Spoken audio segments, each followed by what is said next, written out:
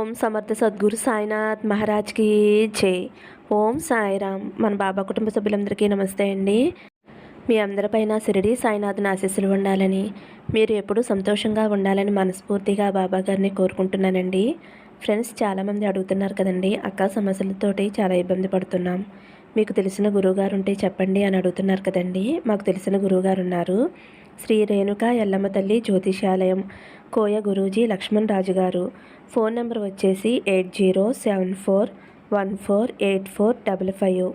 మీ సమస్య ఏదైనా సరే, భార్యాభర్తల మధ్య సమస్య కావచ్చు, ప్రేమ సమస్యలు కావచ్చు, కుటుంబ సమస్యలు కావచ్చు, వ్యాపారంలో నష్టం రావటం, మనశ్శాంతి లేకపోవటం, అనుకున్న పనులు కాకపోవటం, కోర్టు సమస్యలు, నరదృష్టి, సంతాన సమస్యలు, పెళ్లి కుదరకపోవటం, ఆరోగ్య సమస్యలు, వాస్తు ఇంటి సమస్యలు, విదేశీ ప్రయాణం, ధనం నిలకడలేకపోవటం, అలాగే మీ పర్సనల్ సమస్యలు, ఇటువంటి ఏ సమస్యకైనా సరే గురువుగారు జ్యోతిష్యం చెప్తారండి. ఈ గురువుగారికి చూపించుకున్న వారికి ఎంతోమందికి వారి సమస్యలు అనేవి పరిష్కారం అయ్యాయండి. కాబట్టి మీరు కూడా నమ్మకంతో ఒక్కసారి ఈ గురువుగారిని కాంటాక్ట్ అవ్వండి. ఇంక ఈరోజు వీడియోలోకి వెళ్ళిపోదాం. మన బాబాగారి సందేశం అండి. మన బాబాగారు ఏమంటున్నారంటే, తల్లి, ఈరోజు నిన్ను వెతుక్కుంటూ ఒకరు రాబోతున్నారు. అది ఎవరో తెలుసుకో అమ్మా. పట్టరాని సంతోషం కలుగుతుంది. వెంటనే వీటిలో ఒక నెంబరు తాకు తల్లి అని అయితే మన బాబాగారు మన అందరి కోసం చాలా అంటే చాలా చక్కటి సందేశం తీసుకొచ్చారండి. మరి మన బాబాగారు ఇలా ఎందుకు చెబుతున్నారో బాబాగారి మాటల్లోనే తెలుసుకుందాము. చిన్న రిక్వెస్ట్ ఫ్రెండ్స్, మన వీడియోస్కి అయితే ఒక చిన్న లైక్ ఇవ్వండి. అలాగే శ్రద్ధ సబూరి అని కామెంట్ చేయండి. ఫ్రెండ్స్, తమ్మనేలు చూసారు కదండి, 3 నెంబర్స్ ఉన్నాయి కదా. మీరైతే బాబాగారిని స్మరిస్తూ ఒక నెంబరు మనసులో అనుకోండి. బాబాగారు ఏం చెప్పబోతున్నారో తెలుసుకోండి ఫ్రెండ్స్. ముందుగా అయితే ఫస్ట్ నెంబర్ తాకిన వారి గురించి మన బాబాగారు ఇలా చెబుతున్నారండి. తల్లి, నీ జీవితంలో ఒక అద్భుతాన్ని చూస్తావు. ఒక శుభవార్తతోటి నీ ఇంటికి వస్తున్నానమ్మా. నన్ను గుర్తించు తల్లి. నేను ఎక్కడో లేనమ్మా. నేను నీతోనే ఉంటున్నాను. నిన్ను కాపాడుకుంటూ నీకు రక్షణగా, నీకు తోడుగా ఉంటున్నాను. ఎటువంటి చెడు శక్తి నీ దగ్గరికి రాకుండా నీ చుట్టూ రక్షణా కవచం ఏర్పాటు చేస్తున్నానమ్మా. ఈరోజు నీకు మంచి శుభవార్త చెప్పటానికి నేను నీ వద్దకు వస్తున్నానమ్మా. నన్ను గుర్తించు తల్లి. ఇంకా నువ్వు ఎలాంటి బెంగ పెట్టుకోవద్దు. నీ సాయి తండ్రిగా నేను చెబుతున్నాను కదమ్మా. ఇక ఎప్పుడూ కూడా నవ్వుతూ ఉండు. త్వరలోనే నీ జీవితంలో ఒక గొప్ప అద్భుతాన్నైతే చూస్తావు తల్లి. నీ ఎదురు చూపులన్నీ ఫలించాయి. నేను నీతోనే ఉండి నీ ఇంట్లో శుభకార్యాలు జరిపించటానికి వచ్చాను. నీ సహనం, ఓర్పు నన్ను కదిలి వచ్చేలా చేశాయమ్మా. నువ్వు నాకు మాట ఇవ్వు తల్లి. ధైర్యంగా ముందు అడుగు వేస్తాను అని. నేను ఎల్లప్పుడూ నీతోనే ఉంటూ అన్నీ నేను చూసుకుంటానమ్మా. నువ్వు మనసులో ఎందుకు బాధపడుతున్నావో చెప్పనా తల్లి. నువ్వు నాకు ఇవ్వటానికి ఏ కానుక లేదు అని బాధపడుతున్నావు కదమ్మా. నువ్వు నాకు ఏమీ ఇవ్వవలసిన అవసరం లేదు తల్లి. నీకు అన్నీ సకలం చేకూరుస్తాను. నువ్వు నాకు ఏది ఇవ్వాలో స్వయంగా నేనే ఒకరోజు నిన్ను అడుగుతానమ్మా. నీ భవిష్యత్తు బంగారు బాట కాబోతుంది. ముందర నీ భవిష్యత్తు నాకు కనపడుతుందమ్మా. నీకు విజయ తీరాలు చేరే అవకాశం వచ్చిందమ్మా.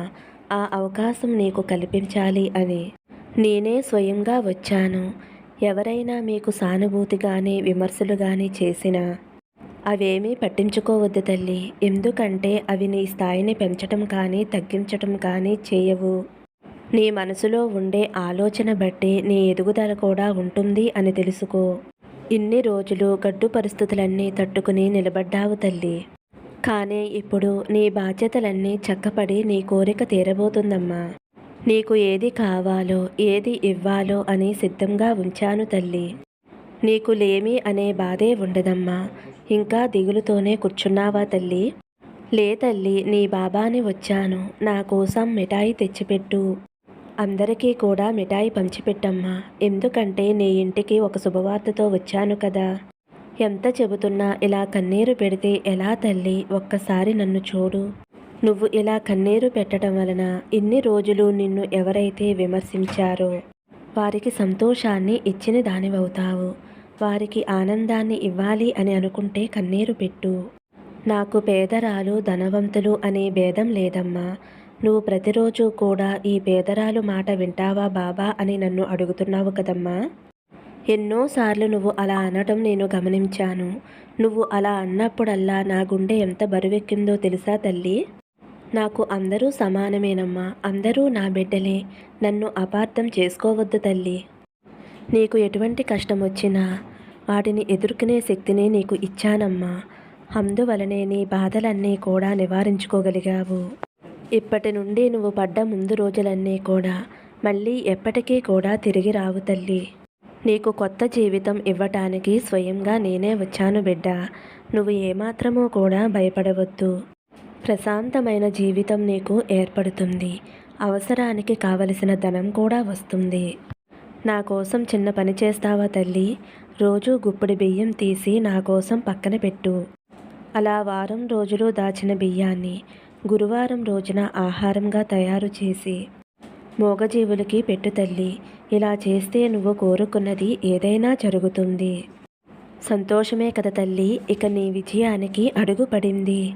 ఇక నువ్వు వెనుతిరిగి చూడవలసిన అవసరం లేదమ్మా. నిత్యము కూడా నా నామస్మరణ చేయి తల్లి. ఎక్కడ ఉన్నా నీ బాబా తండ్రి నీతోనే ఉంటాడమ్మా. ఇక నీ మనసు ఆనందంతో నిండిపోయింది కదా తల్లి. పరిస్థితులు ఎలా ఉన్నా సరే ఎప్పుడూ నీ ముఖం చిరునవ్వుతో ఉండాలమ్మా.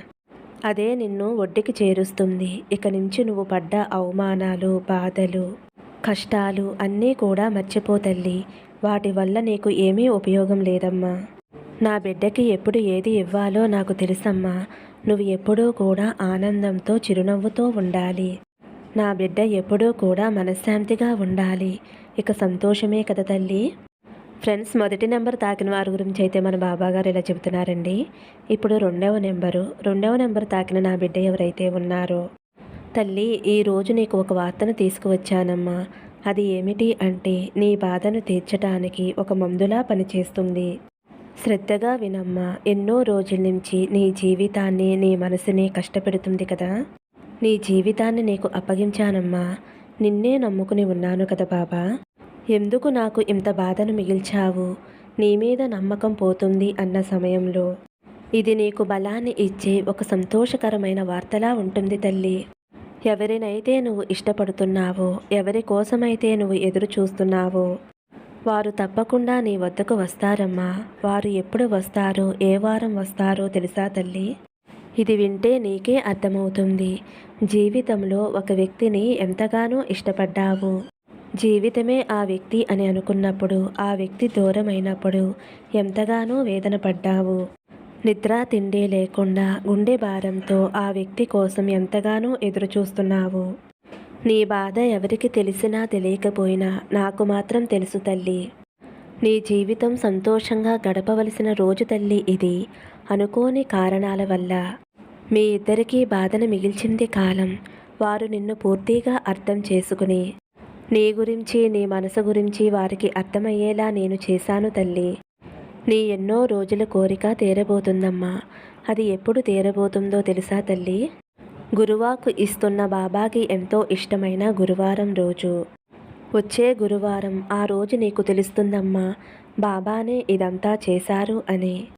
నా జీవితం ఇంతే అని సరిపెట్టుకునే సమయంలో నీకు ఇష్టమైన వ్యక్తిని నీ దగ్గరికి వచ్చేలా చేస్తున్నాను తల్లి. ఇక నుంచి నీ కంటిలో కన్నీరు రాకూడదు. నీ కంటి నుండి ఆనంద బాష్పాలు మాత్రమే రావాలి తల్లి. నీకు ఆనందం కలిగించాను తల్లి అని చెప్పటానికి ముందు నాకు కష్టాలు కలిగించావా బాబా అని అడుగుతున్నావు కదమ్మా.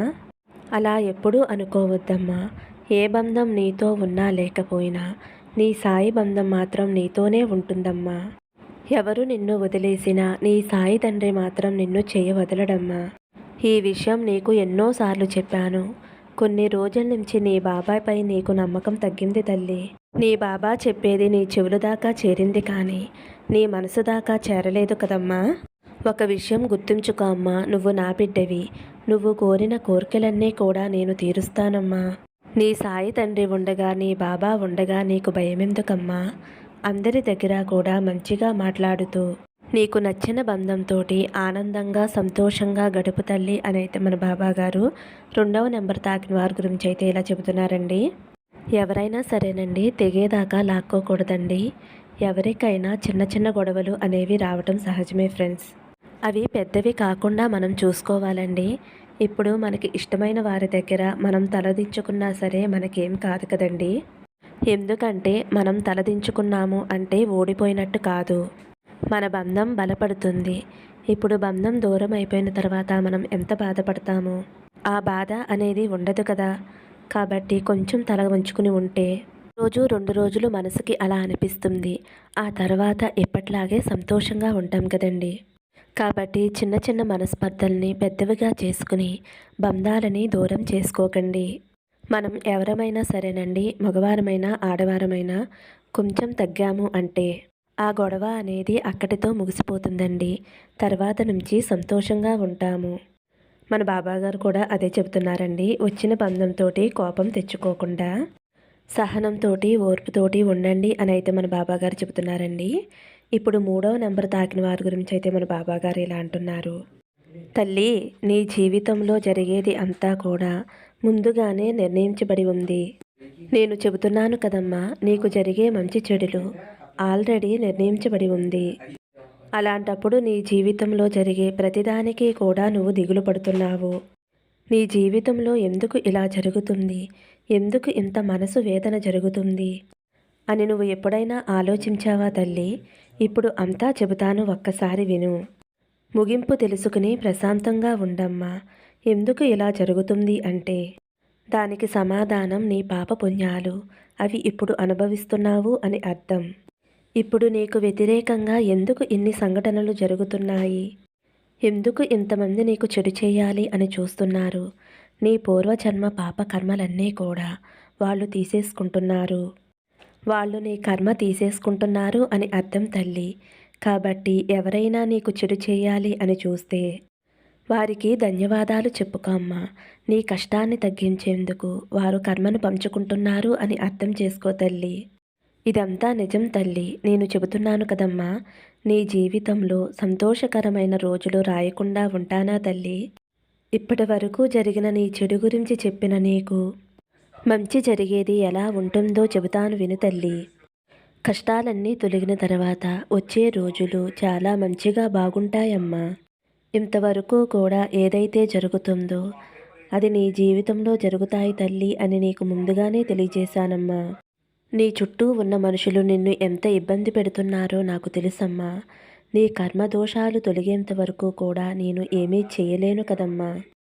మంచి చెడులను మనుషులకు బోధిస్తూ ఉంటాను. అవి తెలుసుకున్నవారు, వాటిని పాటించేవారు మంచివారు తల్లి. వారు నా బిడ్డలు. వారందరూ కూడా సాయి మార్గంలో వెళ్తున్నారా లేదా అని చూసుకోవడమే నా పని తల్లి. కర్మదోషాలను తొలగించుకుని మంచి మార్గంలో నడిచేవారిని ఎల్లవేళలా నేను కాపాడుకుంటూ ఉంటాను. మనుషుల్లో మంచివారు చెడ్డవారు ఉంటారమ్మా. నా బిడ్డవైన నువ్వు మంచి దారిలో వెళ్ళాలి అనేదే నా ఉద్దేశం. ఆ ఉద్దేశంతోనే ఇవన్నీ నీకు చెబుతున్నానమ్మా. మంచివారికి చెడు చేయటమే చెడ్డవారి పని. మంచివారిని బాధిస్తూ వేధిస్తూ ఉంటారు. మరి దీనికి ముగింపు ఏమిటి బాబా అని నువ్వు నన్ను అడిగితే, ఎప్పుడు నన్ను నువ్వు నా బాబా, నా సాయి తండ్రి అని పిలిచావో అప్పుడే నీ సంకల్పం నెరవేర్చాలి అని నేను అనుకున్నానమ్మా. నీకు ముగింపు శుభం అవుతుంది అని అర్థం తల్లి. ఎవరైతే నా మాటలను విని నన్ను అర్థం చేసుకుని నా మీద నమ్మకంతో ఉంటారో వారికి నన్ను పూజించే అదృష్టం కలుగుతుందమ్మా. నీ జీవితంలో ఈ మనుషులు చేసే చెడుకి ఒక ముగింపు అనేది నేను తీసుకువస్తానమ్మా. నీ జీవితంలో అద్భుతమైన సంఘటనలు జరిగేలా నేను తీసుకువస్తాను తల్లి. నీకు మంచి జరిపించాలి అని ఈరోజు నీకు ఈ విధంగా నీతో మాట్లాడుతున్నాను తల్లి. నువ్వు ఎంతో మంచి మనసు కలదానివి కాబట్టి నీ సాయి తండ్రి నీకు సహాయం చేయాలి అని నిన్ను వెతుక్కుంటూ వచ్చానమ్మా. నీకు మంచి జరుగుతుంది కాబట్టే నీకు మంచి జరిపిస్తాను కాబట్టే ఈరోజు నీకు ఇంత గట్టిగా నా సాయి వాక్కులు నీకు వినిపిస్తున్నాను తల్లి. నమ్మకంతో ఉంటే అంతా మంచే జరుగుతుంది. నీ బాబా తండ్రి నీకు తోడుగా ఉండగా నువ్వు అసలు దిగులు పడవలసిన అవసరమే లేదమ్మా. ఆనందంగా సంతోషంగా ఉండు అని అయితే 3వ నెంబర్ తాకిన వారి గురించి అయితే మన బాబాగారు ఇలా చెప్తున్నారండి. ఫ్రెండ్స్, ఈరోజైతే మన బాబాగారు మంచి సందేశం అందించారండి. మరి ఈ సందేశం మీ అందరికీ నచ్చింది అనుకుంటున్నాను. సర్వే జన సుఖినో భవంతు. సమస్తం సద్గురు సాయినాథార్పణమస్తు. శుభం భవతు. జై సాయిరామ్.